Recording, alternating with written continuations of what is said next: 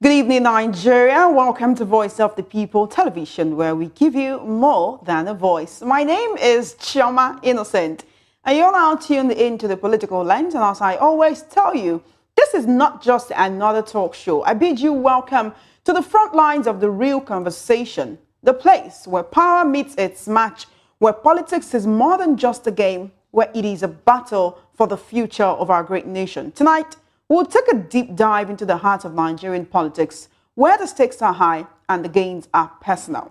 From the corridors of Abuja to the streets of Lagos, from the jungles of the Niger Delta to the hills of the North, we're here right in the middle of it all. In this country of over 200 million voices, who gets heard? Who calls the shots? Who controls the narrative? On the political lens, we don't just talk politics, we dissect it, we analyze it. We don't just follow the trends, we create the conversation. Tonight, we'll discuss two pertinent issues in Nigeria's political sphere. First, let's talk about the Labour Party announcing plans to expel its 2023 presidential candidate, Peter Obi, over alleged anti-party activities. The announcement came during an interview today with National Publicity Secretary Abayomi Arabambi, who confirmed that a National Executive Council meeting will be convened to recommend Obi's expulsion, which would then be ratified at the party's next convention. Arabambi accused Obi of engaging in dual-party allegiances and aligning with what he described as a Yahoo coalition. Let's take a quick look at this video of Arabambi saying this during an interview earlier today.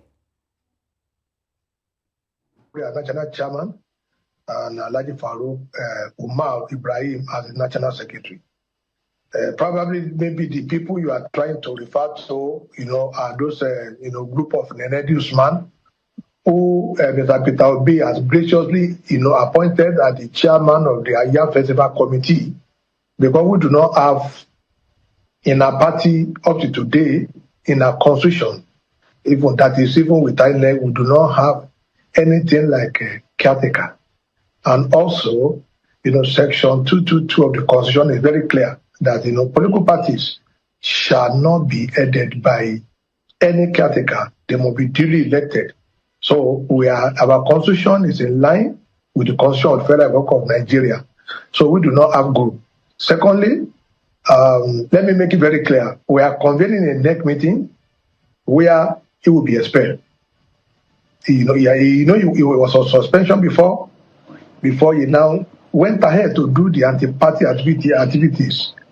You don't go and join a political party, and at the same time, you still put your leg in another political party. He knows it is unconstitutional for him to belong to two political parties at a time. They have been able to deceive him to their side, and there he shall remain.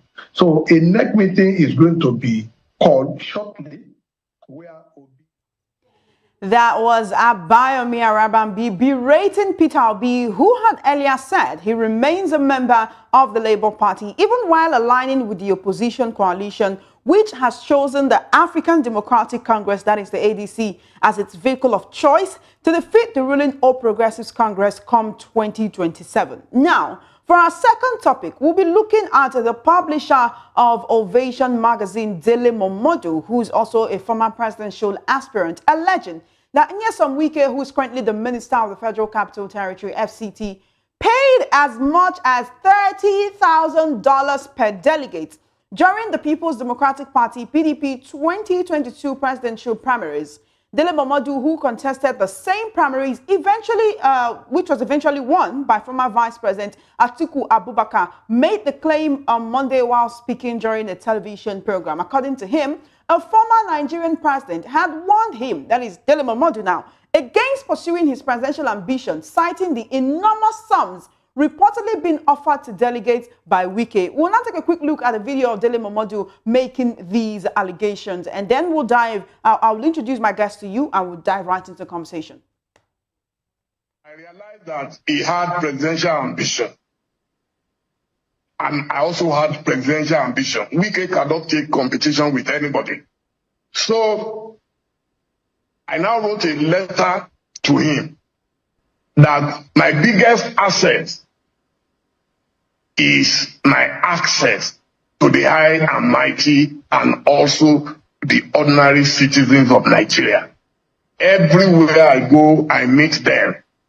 And I told him that in the north of Nigeria, you know something, Wike has a pathological hatred for the northerners because of whatever, I don't know. So I told him, I said, it's going to be difficult for him to get the ticket of the PDP. And I wanted to announce to him that in case he decides not to run, he should support me. From that moment, he got angry. But what I said came true. A former president of Nigeria sent someone to me, someone very, very top, that they should tell me not to waste my money on the PDP primary, that Wike had raised the stakes to $30,000 per delegate, 30,000 times 774 delegates.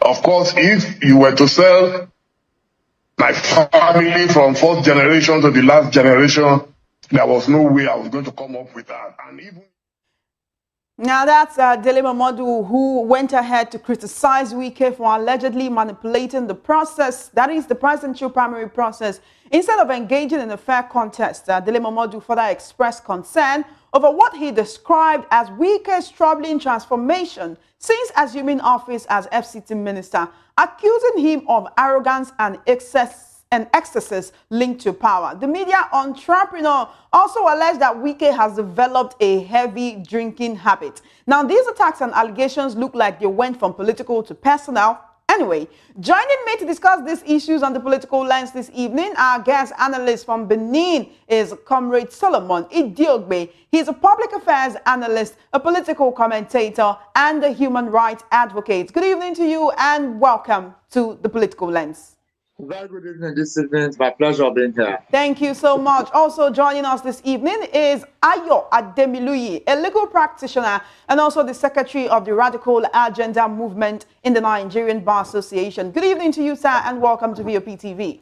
Good evening. It's a pleasure to be here. Thank you so much for joining me. Now let's look at the issues one after the other, beginning with the Labour Party saying that they will recommend for Peter Obi to be expelled at their next Executive Council meeting. One would actually ask, at this moment, right, Arabambi is recognizing Julius Abure as the national chairman of the Labour Party. But he used to be on the side of Lamidi Apapa. What changed? Also, the Labour Party that seems to have been moving the National Executive Council meeting for the longest time, and right now they want to meet to expel Peter Obi from the party because, according to them, it seems to have dual allegiances. I would like to know the legal implications of this, Ayo Ademiluyi. You are a legal practitioner. When Obi says he's still a member of the Labour Party, even though he's part of the ADC coalition, Arabambi seems to believe that there is nowhere in the Constitution where it says that anyone can be a member of two political parties. I'd like you to shed more light on this, legal light on this.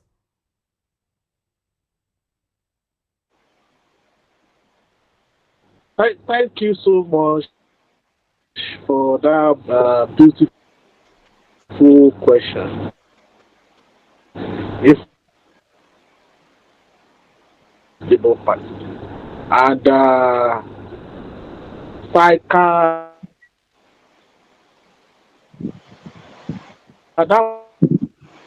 was around.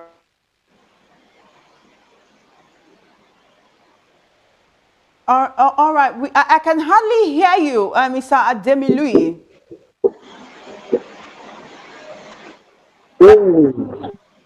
Okay, can you hear me, sir? All right.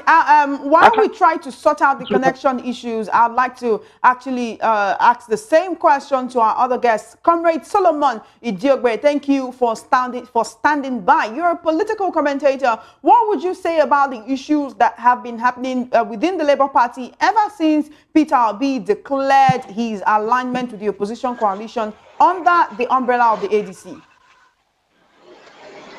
To me, you know, Labour Party is just like a party for now that has decided to create a self-destruct for itself. Otherwise, if you ask me if I were Labour or the Labour Party leadership, I would have just been calm and quiet to allow the sleeping dog lie. Just like the PDP is tactically and stylishly managing the, if you like, with all due respect, anti-party or rascality by the Minister of the Federal Capital Territory towards the PDP. But if the Labour Party decides to expel Peter Obi, it will further widen their issues, the gap, the crisis that they had. For me, removing Peter Obi from Labour Party is like sending Labour Party to the cold room, because not until Peter Obi joined the Labour Party was nowhere in the politics of the Nigerian political space. So for me, if you ask me, I'll tell you that it will be wise for the Labour Party leadership, because they've been engulfed in their own internal crisis. So Peter Obi's defection or alliance, or if you like, political, anti-political marriage with ADC should not be their problem, should be the least of their problem right now. They should go ahead to settle the issues they had before now. So, because it may result into litigations, it may result into condemnations, cross and counter accusations and bombardment. So for me, I should think that Labour Party should think twice before taking the decision to want to expel, suspend, or whatever language they choose to use against Peter Obi, because Peter Obi's followership was what gave rise, birth, life, flesh to the skeleton called the Labour Party before Peter Obi joined the Labour Party. I'd like to actually move over to the legal practitioner we have right here this evening. Mr. Dele, are you with us, sir? Now, can you hear me now? Yes, it's so much better. Let's explore the legal implications of this fracas. Thank you so much for that beautiful question. The first thing to say is that apart from being a lawyer, I was also a former member of the Labour Party, at least up to late 2023. And as an active participant, particularly between 2021 to 2023, I'm a living witness to some of the circumstances that are in the party. Now, you realize that the party itself was founded about 20 years before 2022. And as Comrade Diogbe said, it was completely an unknown force in the Nigerian political, electoral, and political space. For those 20 years, it was kept in the cooler by the bureaucrats that control that party, because it was always used as a commercial vehicle to carry all kind of political passengers who have lost their seats in the mainstream vehicles of political dynamics in the country. I mean, the mainstream bourgeois political parties. Now, between 2022 and 2024, what we now saw, all the factions we saw was not on the basis of any principles.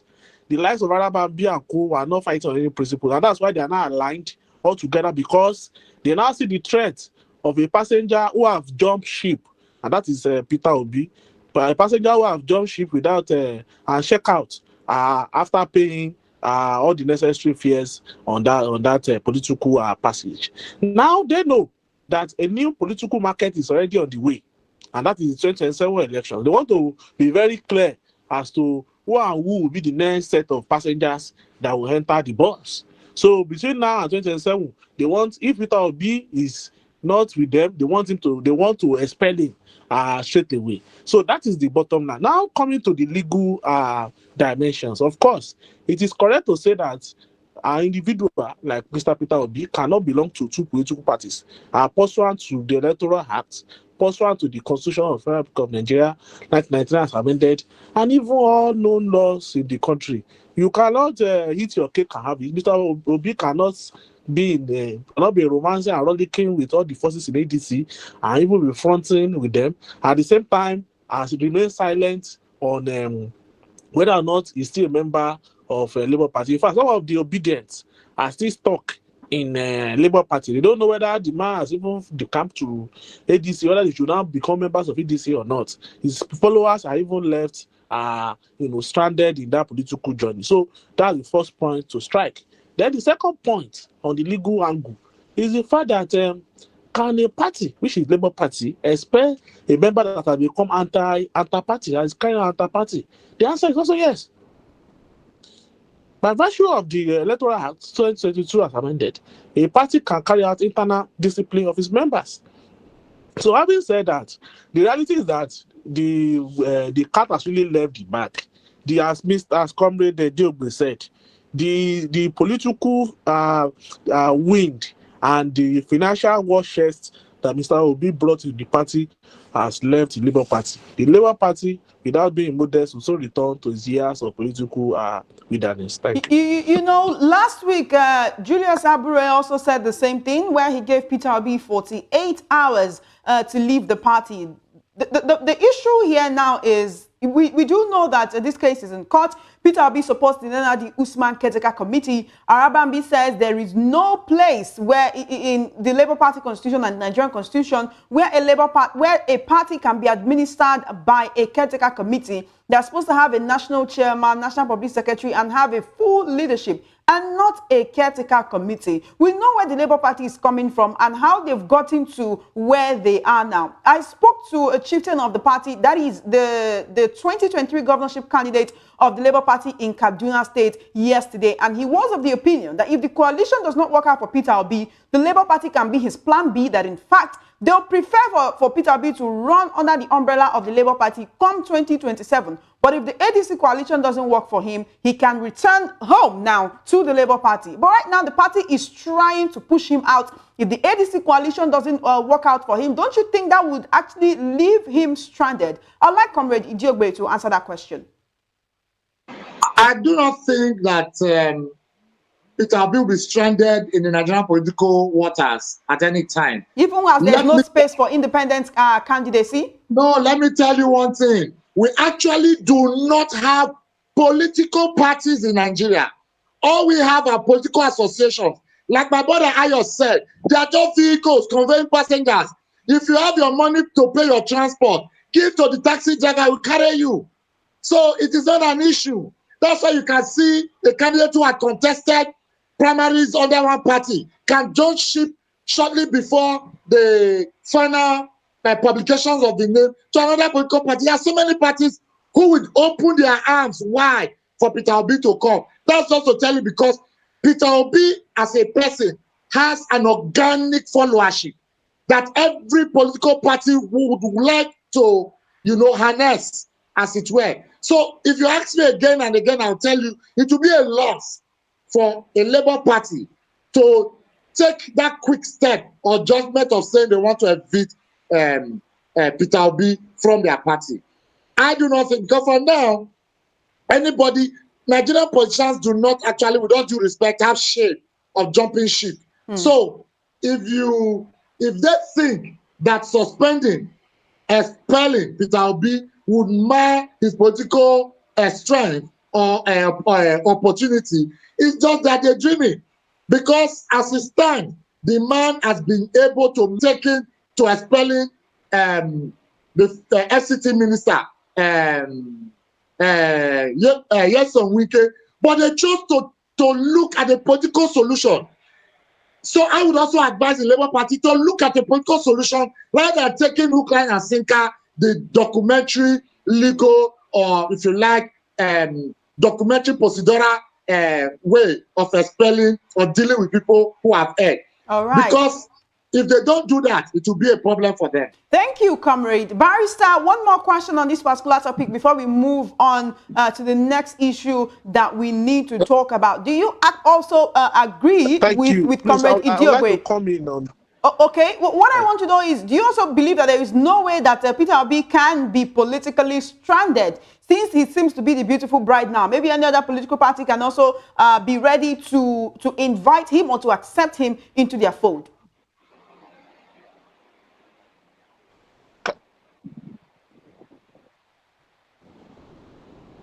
Barrister, are you with us, sir? Can you hear me? Yes, yes, I can. Please go right ahead.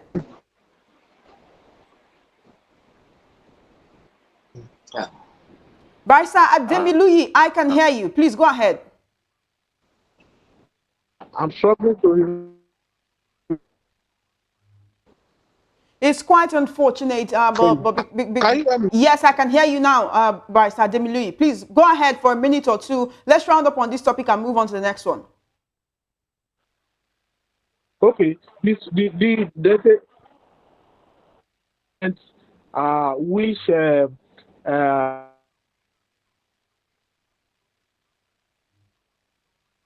Unfortunately, we'll have to continue the conversation even while we wait for the network situation to be arranged, so that Barrister Ademiluyi can catch up. If you can hear me, Comrade Idiogbe, I want to actually talk about the allegation made by Dele Momodu that Nyesom Wike paid $30,000 per delegate during the PDP primaries in 2022. Now, I went... Comrade Idiogbe, this is not even a funny situation, because I did a little bit of mathematics where I tried to multiply $30,000 by 774 delegates, which came to about $23,220,000, which, if we are to use the current exchange rate to Nigerian naira, would be about 35,188,850,000 naira. That is 35.1 billion naira just in a primary election. Two questions, actually. Wike has been a career politician for the longest time. So, where is all this money coming from? And on the other hand, why is Dele Momodu just revealing this now? It's been 3 years after the PDP primaries. He was also a candidate for that PDP primaries, but he said he could not afford to spend the amount of money that other people were spending. Does that mean that Atiku Abubakar then spent more? Or did Wike just step aside for him to, be the one to become the party's flag bearer? Followed the 2023 presidential elections very well. You will know that it is not to us a news. It's not what you can refer to like a makeup. We know, everybody who followed the 2023 presidential election knew the fact that Wike spent so much Rivers money in trying to actualize his dream as the flag bearer of the People's Democratic Party during the primaries. And that the game changer was the stepping down of the then Sokoto State man, what's his name? Aminu Tambowa. And that's what is still the problem with Nyesom Wike today, that they betrayed him. Because if you recall, prior to the elections, Wike went to Sokoto State to seek borehole, do projects for them, gave them money, assisted northern people who were displaced and all of that. Wike spent so much money. So spending $30,000 to me is just a tip of the iceberg. We all know that Alleges Atiku Abubakar opened the vault, just like it was like visible to the deaf and audible, visible to the blind and audible to the deaf. The fact that the current president opened his bullion van for the 2023 presidential election. So for us, these figures are not new. They are not the story is not a new story. It's not a breaking news. To us, it's an old news. It's not new to us that Wike spent so much money. It is part of the issues that's making him have this political vendetta on the PDP, because they ate so much from him, and in the end, they robbed him and put him aside. And that's the anger. And would you say that's the reason why the PDP has been unable to expel him despite allegations of anti-party activities? That's why I said they are looking, because Nyesom Wike at a point was the major survivor of the People's Democratic Party in the country. He was responsible for their rent, for programs, for conveyance of meetings, support of candidates, whether there was going to be off-cycle elections where PDP candidates are going to participate. For instance, they adopted 2020 gubernatorial election. Wike was there live, funded, participated fully, was there live. So, and in the end, he didn't get back what he invested, and he'll be angry. So politicians in Nigeria are investors. They invest to reap.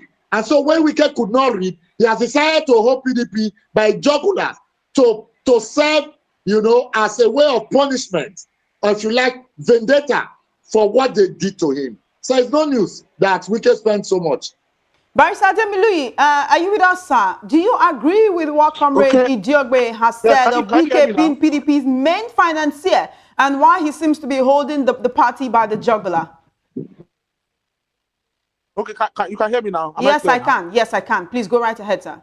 Thank you so much. Yes, I think it will amount to fallacy of AC generalization to say Wike is the only financier of the PDP.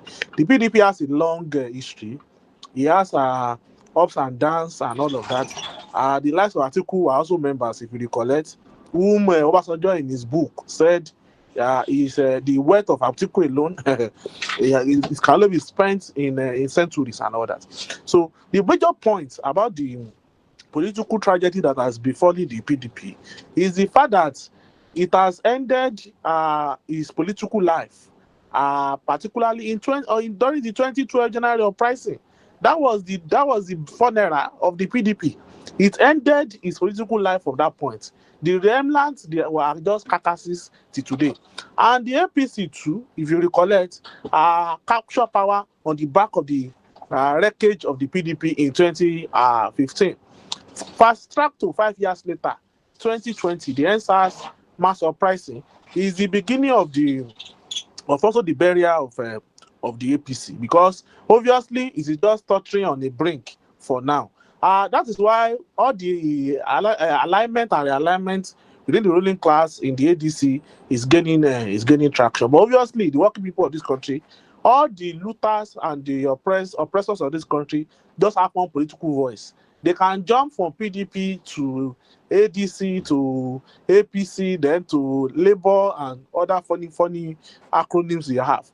The working people of the country, 99% don't have a political voice of their own. And INEC is even not doing all the best to allow more parties to register. But now, I want to... Situation of Dele Momodu coming out to say that Wike paid $30,000 to each of the delegates at the PDP presidential primaries. Again, I ask Comrade Idiogbe, how come Dele Momodu is just, coming out with this now? It seems that when people fall out in the political space, they begin to reveal secrets. They begin to reveal what was before unknown. Is this to rile up Nigerians? Is this to make them more angrier at Wike than they already are? Because quite a number of people are angry with him at his utterances, the way he talks, the way he's been acting in the FCT. They believe he's power drunk. Some believe he's taking laws into his own hands, and how he's been administering the FCT.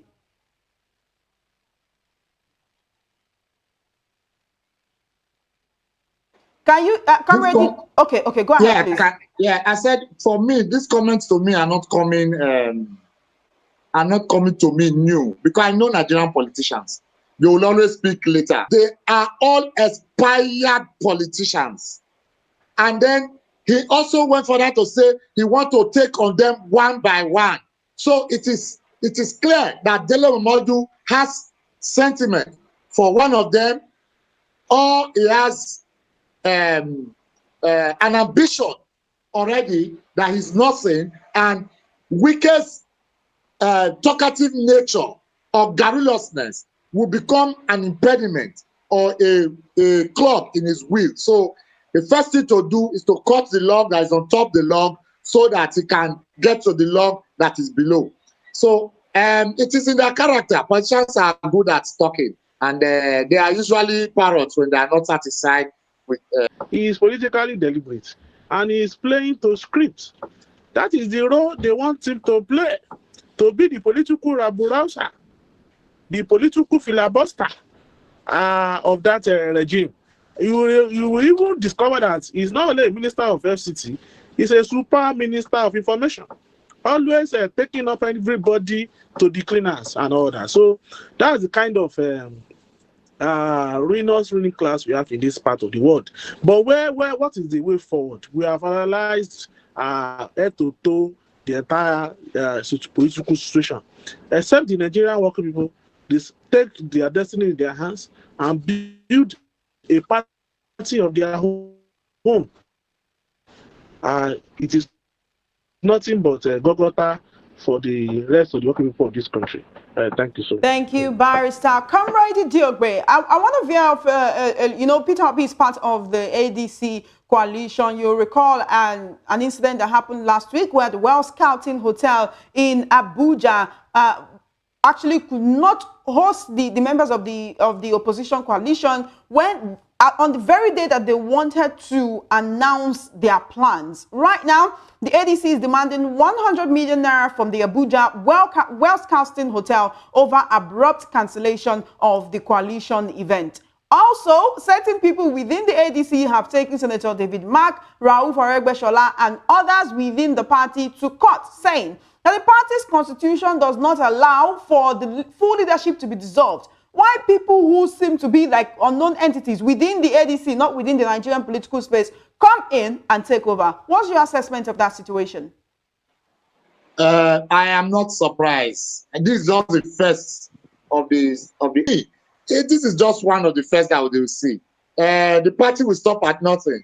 If you know Emilocom, you will know what is capable of doing. So for me, it's no news. What I've seen, I'm even surprised that it's only that is happening.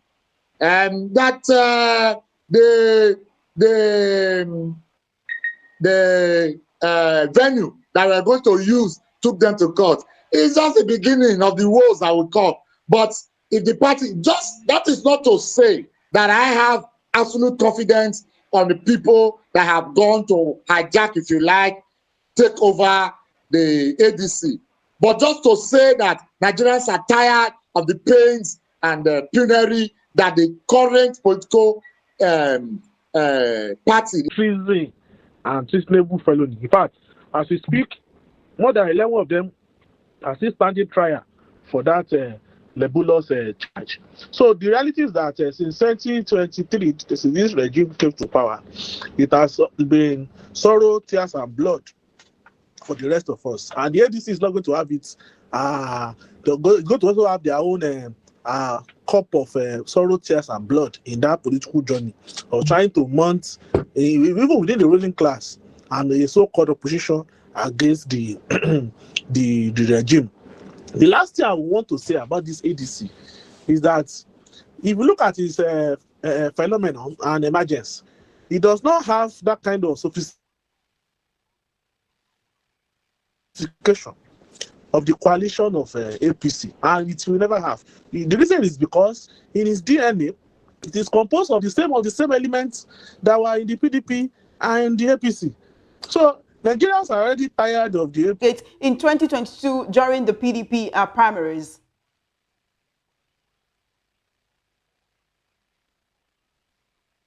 Comrade Diogbe, please unmute your microphone so that I can hear you. All right, unfortunately, both of our guests have exited the program at this point. But of course, you know that you have been watching The Political Lens right here on Voice of the People television. Now, one thing I must tell you, right here on Voice of the People, we aim to give you more than a voice. From radio to TV. We make sure that we broadcast topical information that you need to stay abreast of the political happenings in Nigeria. Now, with what is happening within the Labour Party and the ADC coalition actually coming together saying that they want to save Nigeria, what I want to know, and the question I want to ask you as a Nigerian, is how do you feel about all of these political permutations and machinations going on ahead of 2027? Remember that the political elite have what it takes to exit this country if push comes to shove. It is you and I who will remain here to actually continue to go through the motions. It is you and I who will continue to suffer bad governance if we do not make the right decisions.